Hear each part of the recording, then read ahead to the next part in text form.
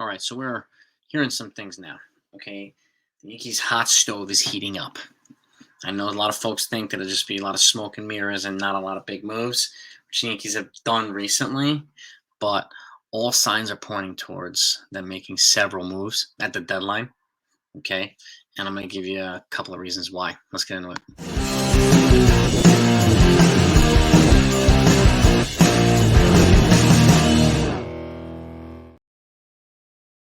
More chatter. We're 2.5 weeks out from the trade deadline.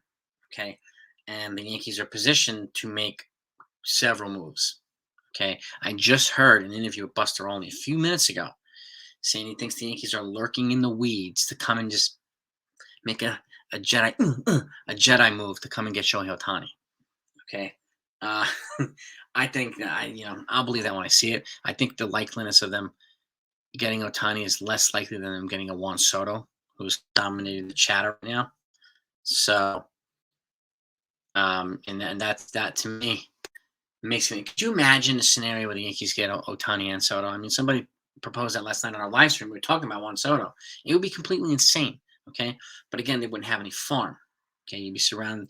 You'd have your mind. Your minor leaguers would be occupied by middle school kids and high school kids. So you're giving up everybody. But with that said, there's players, prospects that are being asked about.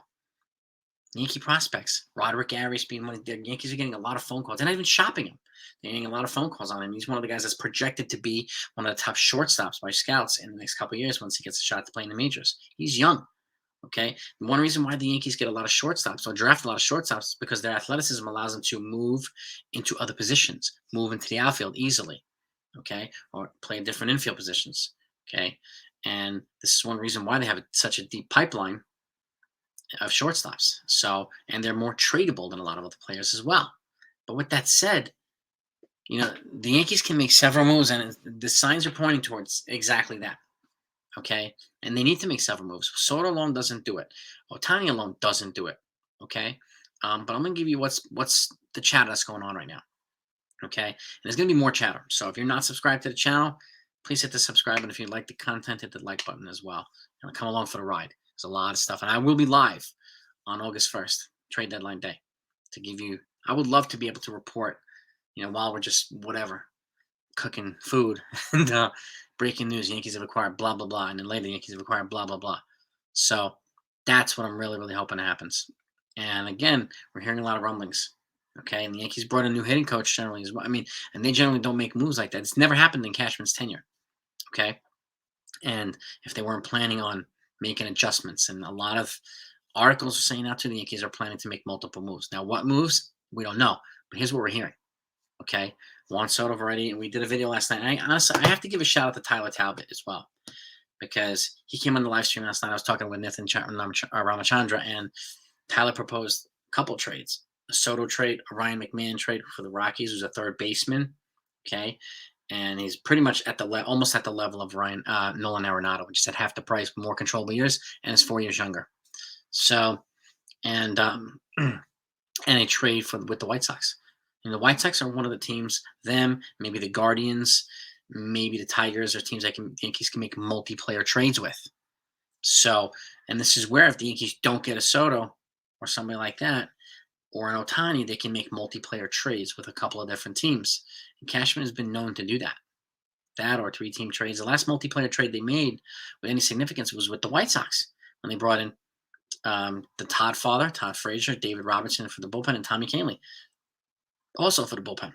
So, but we're hearing that the Yankees are in on Shane Bieber.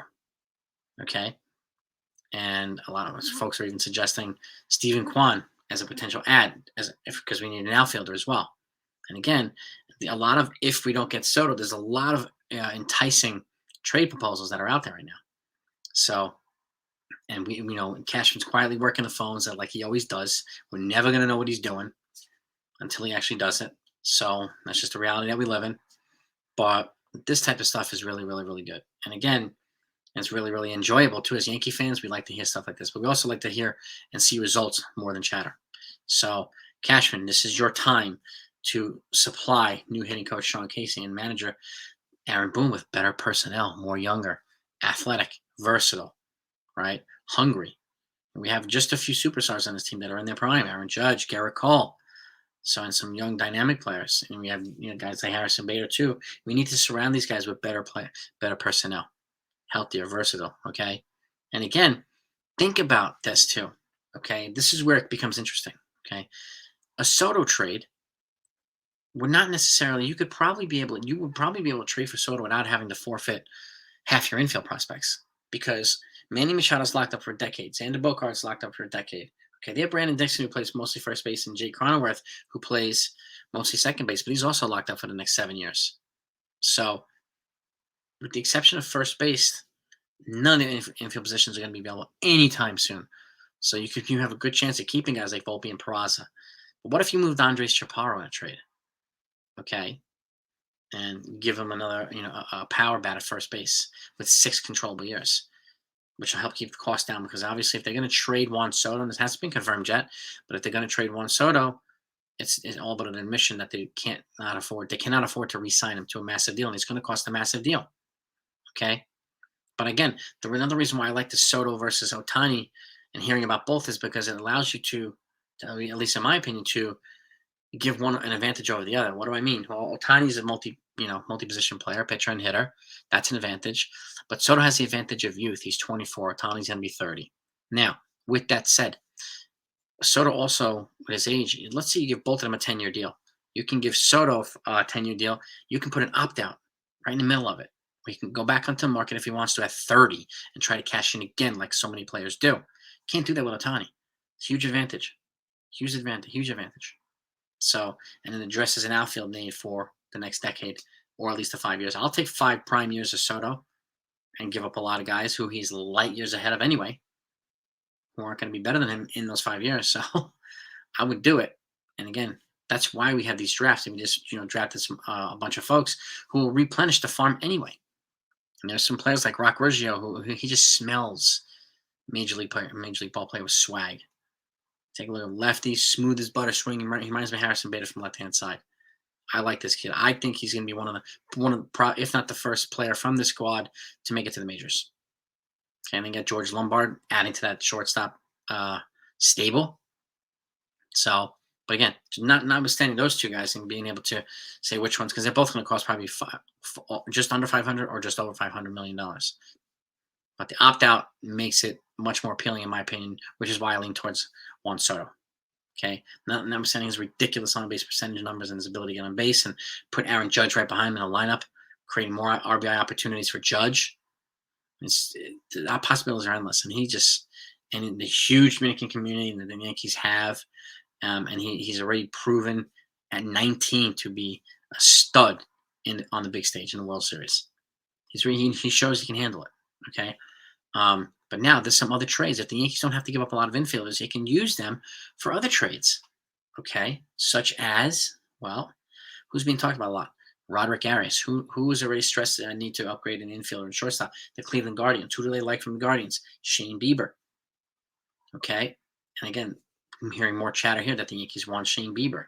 Could you imagine if they got Bieber and Soto and some kind of reliever? That would be a monster deadline for the Yankees. Monster. Okay, and they need to get better in multiple areas. And there's not one player out there that addresses multiple positions at the same time. This doesn't happen. Okay, so they're interested in Bieber. What if you package something around Roderick Arias? Yeah, Bieber. And I know some folks would like Stephen Kwan.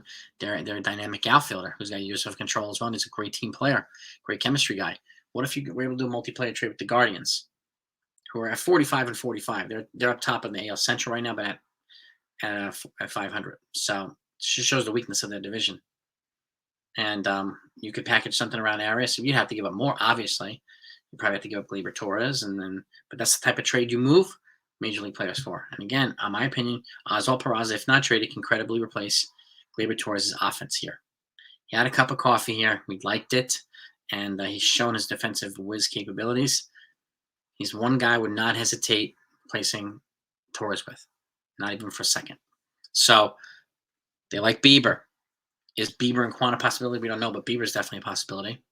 Okay, I think a little bit more each day that Soto's probably becoming a possibility because of the financial situation that the Padres are in. They might And again, if they wait even longer, you have essentially a year and a half of Juan Soto left before he becomes a free agent, and might as well capitalize on that.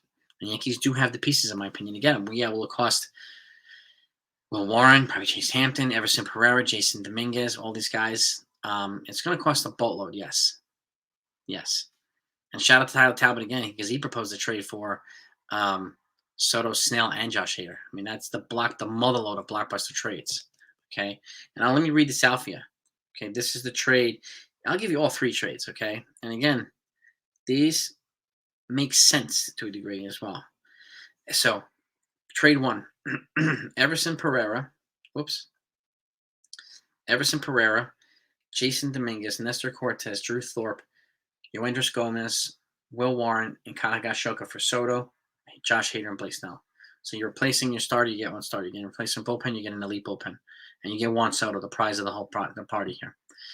Second trade, Andres Chaparro and Elijah Dunham, and a lower level prospect to Colorado for Ryan McMahon. Okay? So if you don't use Chaparro in a trade for a Soto, you can use him in a trade with Colorado for Ryan McMahon. You get an elite third baseman there. And should they move on from Josh Donaldson? And I think this will make it easier for them to, at the very least, make a trade with the Mets if it's still available, who have shown a willingness to eat Donaldson's contract for relief help. Well, the Yankees can get elite relief help over, in other areas, and if they're freeing payroll, they can also be creative and get more relief help in a separate trade. So that's, and then lastly would be Gleyber Torres for Lucas Giolito, and then you call up Roswell Peraza if you trade him, and then you call up Ben Rortvedt if you trade Kyle Higashioka. And the Padres have already stressed the need for more catching depth. Well, Higashioka gives them that. And he's got another year before he's a free agent in 2025. So, but again, all signs are pointing towards the Yankees making multiple moves now, and this is the time to do it. Take advantage of the prime years of our guys, Cole and Judge, while they're still elite. And let's load them up with better surrounding cast. Okay, and what else is being talked about here? Obviously, Yankees reporter kind of slipped yesterday, I guess, or whatever he did, and said that there's 4 teams right now that are in on Gleyber Torres: the Blue Jays, the Brewers, the Mariners, and the Mets. So could the Mets make a trade? Maybe. And if the Yankees make a trade with the Mets or with the Mariners, maybe. I mean, if you're going to trade with the Mariners, the target there is Andres Munoz, their closer. That's going to cost more than Torres, right? Trade with the Mets, I mean, well, this is where you can be creative too. If you want to give them Donaldson for payroll relief, you can also give them Gleyber Torres. Maybe it'll lighten the bullpen package you have to give back, and you get more payroll relief, and you get some more prospects. And you get a hell of a lot of payroll relief. You get like $20 million they didn't have before to spend on other trades. So this is where they can become creative, okay, with this stuff. And I think a Juan Soto trade will allow them to become creative in other trades, whereas a Shohei Ohtani trade might not do that because they have to give up even more for him than they would Juan Soto. So, and I also like a multiplayer trade with the Rockies. You get a Randall Grichuk, who's familiar with the AL East, what's a Yankee killer, and then you can get a Ryan McMahon. I would be willing to give up Estevan Florial, Chaparro there, Trey Sweeney, and maybe another prospect or two too. McMahon's got 4 more years left of control. Grichuk will be a free agent, so you'd have to revisit that. But we also have some outfield prospects that are growing too, like Spencer Jones and some other folks.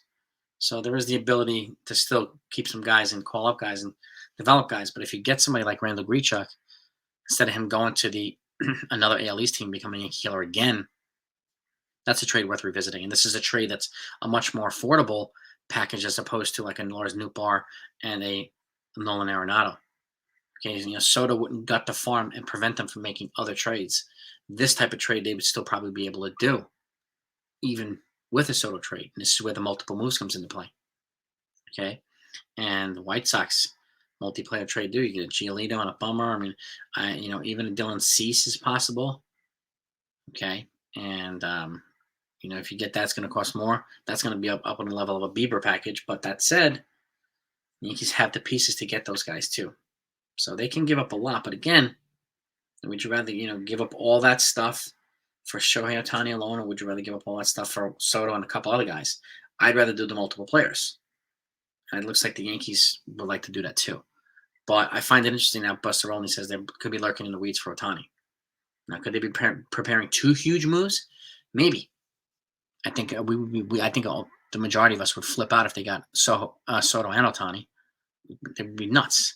But the Yankees do have like $70 or $80 million coming off the books in the next couple of years. So, but they're going to add $100 million back on there with extending those two guys. So, what do you think, gang?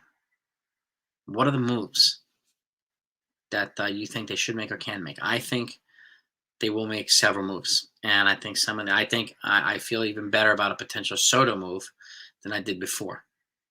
I feel better about a Shane Bieber move than I did before too, especially now that we know teams are calling about Roderick Arias, another weapon that the Yankees could utilize in a trade. They're also calling about Oswald Peraza. Okay, so the Yankees have several weapons that they can use in several different areas to address multiple needs at the same time. So this is where it's going to be fun, gang. Let's talk about it. Have a great day. Talk to y'all next time.